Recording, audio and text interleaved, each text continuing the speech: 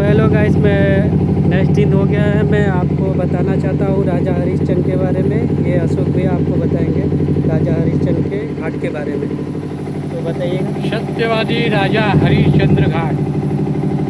सत्यवादी जो सत्य के लिए हमेशा काम किए और वो धार्मिक काम किए और उनकी परीक्षा लेने के लिए भगवान ने उनके साथ ऐसा समय किया जो सारा राजपाट दान कर दिए और दक्षिणा देने के लिए काशी में आए और काशी में अपने आप को, अपने परिवार को, परिवार में अपने पत्नी और एक पुत्र है जिसका नाम रोहित, दोनों लोग को अलग जगह बेचे और अपने को शमशान घाट पे कालू डोम जो था राजा शमशान का, वो उनको खरीदा और उनसे बोला जो लोग यहाँ जलाने के लिए लाएंगे बिना कर लिए उनसे जलाने का नहीं है उनको। इसलिए वो जितने भी लोग आते थे कर लेके जलाते थे।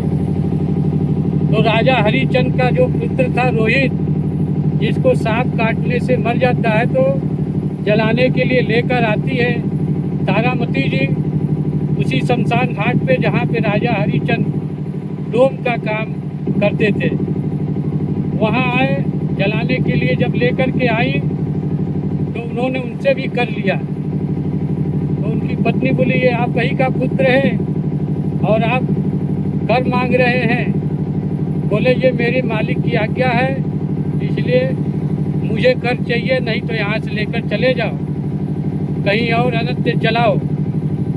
लेकिन तारामती जी जो अपना साड़ी पहनी हुई थी, अपने साड़ी का आंचल फाड़ करके कर के रूप में देती है, तब वो अग्नि देते हैं चिता में लगाने के लिए। जब वो चिता में अग्नि लगाने के लिए लेकर जाती है तभी भगवान प्रकट हो जाते हैं और उनको रोक देते हैं।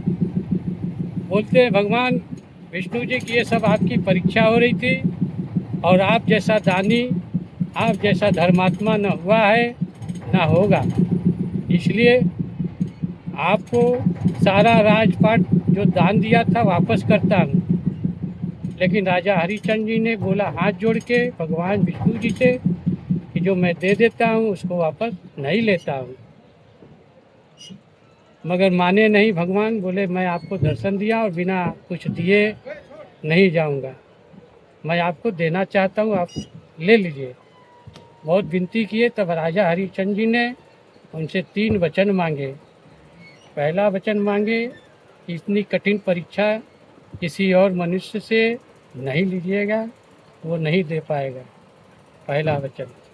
दूसरा वचन में मांगते हैं कि लोग मरने के बाद कहाँ जाते हैं ये किसी ने देखा नहीं है, लेकिन हम अपने परिवार के साथ जिंदा स्वर्गलोक जाना चाहते हैं, दूसरा वचन। और तीसरा वचन में मांगते हैं कि मेरा पुत्र जो मर गया है, मेरा परिवार अधूरा हो गया है, इसलिए मेरे बच्चे को जीवित करिए, तभी हम जो है स्वर्गलोक पर पूरे परिवार के साथ पहुँचेंगे। भगवान विष्णु जी ने उनके तीनों वचनों को माना है और उनके परिवार में उनकी पत्नी और बच्चे को और स्वयं राजा हरिश्चंद्र जी को अपने साथ स्वर्गलोक लेकर गए वहीं से। यही है महाराज हरिश्चंद्र जी की सत्य घटना का पर आधारित ये कहानी है। तो जो